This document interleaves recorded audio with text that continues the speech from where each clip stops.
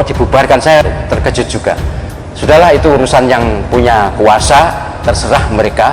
Tapi hanya saya mengingatkan kepada orang-orang yang mendapat amanat kekuasaan, tolong sadari, jangan sampai ada tindakan kita yang menzalimi umat, menzalimi rakyat, menzalimi masyarakat.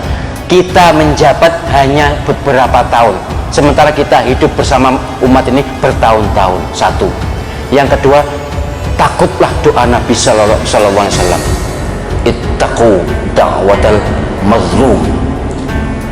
Takutlah, waspadalah terhadap doanya orang yang teraniaya.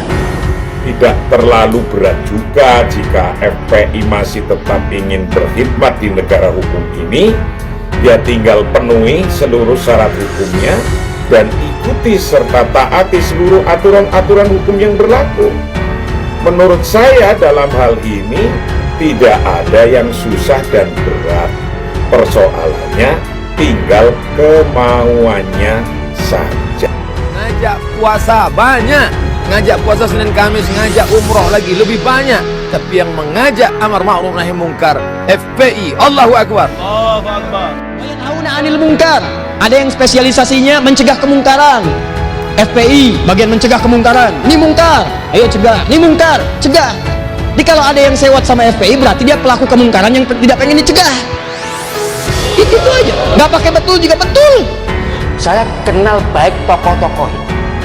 Ya, Habib Rizik, ya Habib Muhsin, kemudian Ustadz Zaitun Rasmin, dan banyak. Itu orang-orang baik. Gerakan dakwahnya luar biasa. Saya tidak melihat rekod jelek mereka. Entahlah kalau yang di mana disiarkan itu, ya itu bagian dari kemungkinan ekses. Tapi bukan wewenang saya untuk setuju tidak setuju dibubarkan, itu bukan wewenang saya. Saya sebagai rakyat seperti panjenengan, hati saya berkata bahwa waspadalah para pengemban amanat kekuasaan. Jabatan itu tidak lama.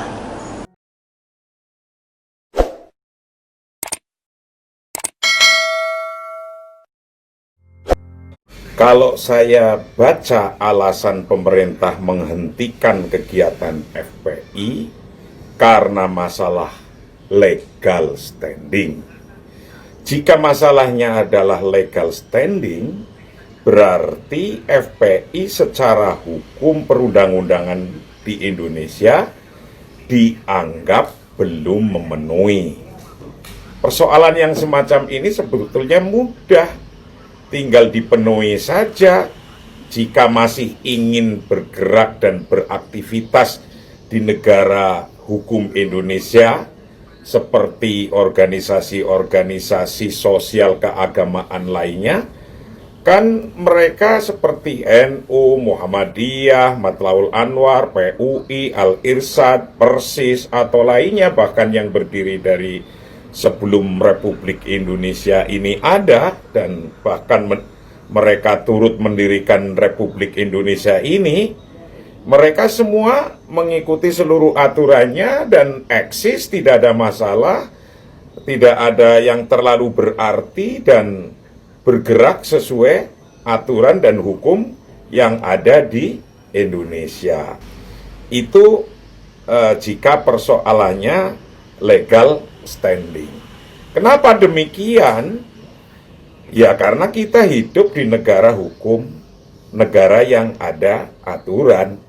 Karena pada dasarnya bahwa ad-daulah ta'ni an-nidham wala an-nidham yakni al-fawdo. Bahwa negara itu adalah aturan atau hukum. Tidak ada aturan atau hukum, pasti adanya kekacauan. Lawang kita mau mertamu saja di tempat orang lain, itu kita harus menyesuaikan unggah-ungguhnya, ada aturannya. Apalagi ketika kita hidup dalam sebuah negara, maka kita harus ikut aturannya. Maka tidak terlalu berat juga jika FPI masih tetap ingin berkhidmat di negara hukum ini, ya tinggal penuhi seluruh syarat hukumnya dan ikuti serta taati seluruh aturan-aturan hukum yang berlaku. Menurut saya dalam hal ini tidak ada yang susah dan berat. Persoalannya tinggal kemauannya saja. Sudah. Jadi siap-siap kita. Siap, baik. Dan insya Allah kalau masanya sudah tiba, kita sama-sama baik, maka akan terjaga dalam kebaikan. Bahkan akan mengelompok. Quran surah ketiga ayat 104. Wal takum minkum ummatun yad'una ilal khair wa ya'muruna bil ma'ruf. Ayo bentuk kelompok yang sering ngajak pada kebaikan. Nanti ada kajian A, kajian B. Ada yang ngajak tahajud call, one day one juz, one day one hadis. Ya, di perkantoran sekarang sudah ngajak, ayo beri perilaku benar sebagai pegawai muslim yang baik, tebarkan senyuman, macam-macam ada. Wa yanhauna 'anil munkar. Ada yang spesialisasinya mencegah kemungkaran. FPI bagian mencegah kemungkaran. Ini mungkar, ayo cegah. Ini mungkar, cegah. Jadi kalau ada yang sewot sama FPI berarti dia pelaku kemungkaran yang tidak pengen dicegah. Itu aja. Nggak pakai betul juga betul. Kalau ada orang mencegah kemungkaran, dia tidak suka, artinya orang itu senang dengan kemungkaran.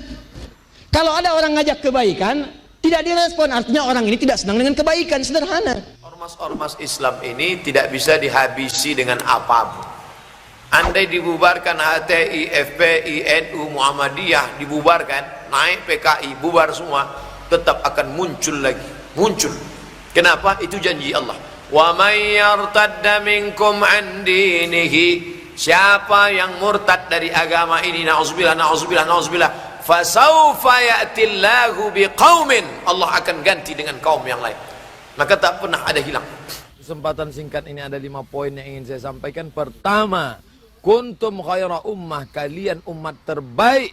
Bukan karena engkau bolak-balik ke Makkah, bukan karena engkau bangun masjid yang banyak, bukan karena engkau bangun malam, itu semua baik. Tapi kuntum khaira ummah, kamu umat terbaik. Kapan? Ta'muruna bil ma'ruf wa tanhauna 'anil munkar wa tu'minuna billah. Ngajak puasa banyak, ngajak puasa Senin Kamis, ngajak umroh lagi lebih banyak. Tapi yang mengajak amar ma'ruf nahi munkar, FPI, Allahu Akbar. Allahu Akbar. Maka ketika engkau ikut dalam kelompok ini, kau sedang menjadi salah satu dari umat yang terbaik.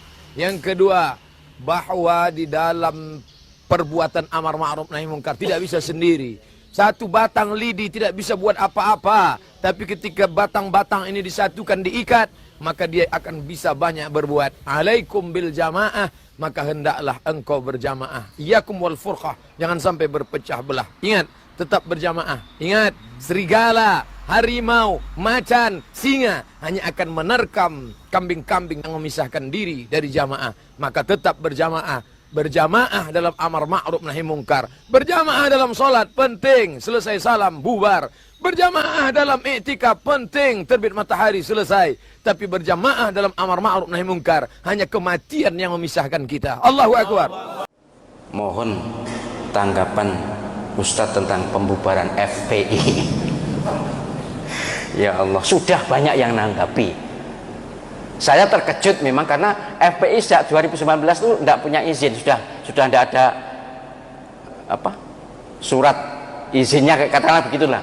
Kok dibubarkan, saya terkejut juga.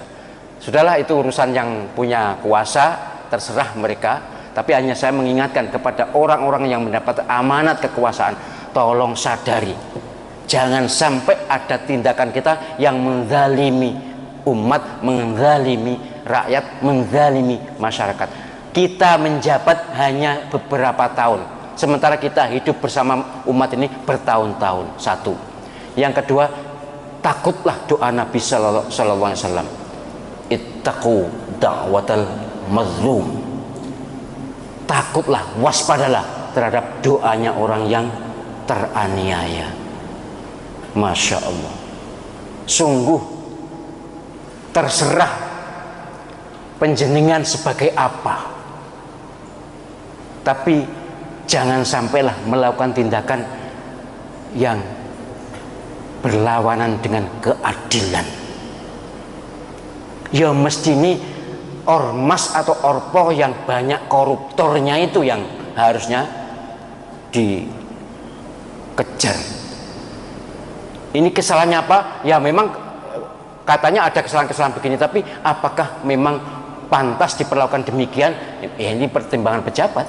Sekali lagi subjektivitas pejabat. Tapi saya dengar para pakar hukum kok hampir tidak ada yang setuju.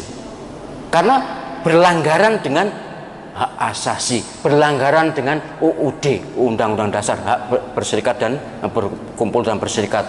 Kemudian bertentangan dengan realitas bahwa banyak kok ormas yang dikatakan lebih brutal, lebih jahat dari ini, banyak kok. Tapi ya terus sekarang menjadi forum persatuan umat, buat dibubarin yang buka gitu. Tapi saya hanya gini loh yang saya takutkan, saya khawatirkan, saya kasihan kepada saudara-saudara saya yang sedang menjabat itu. Itu ada salah satu yang saya juga kenal baik, menteri yang sangat agamis, sadar mesti bahwa ada risiko di hadapan Allah SWT, mestinya begitu.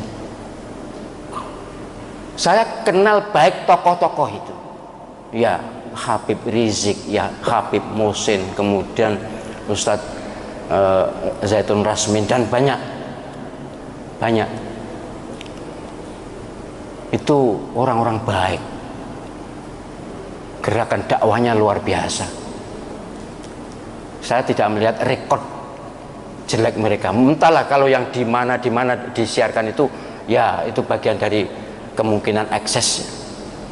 Tapi bukan wewenang saya untuk setuju tidak setuju dibubarkan, itu bukan wewenang saya. Saya sebagai rakyat seperti panjenengan, hati saya berkata bahwa waspadalah para pengemban amanat kekuasaan. Jabatan itu tidak lama, yang harus dipertanggungjawabkan.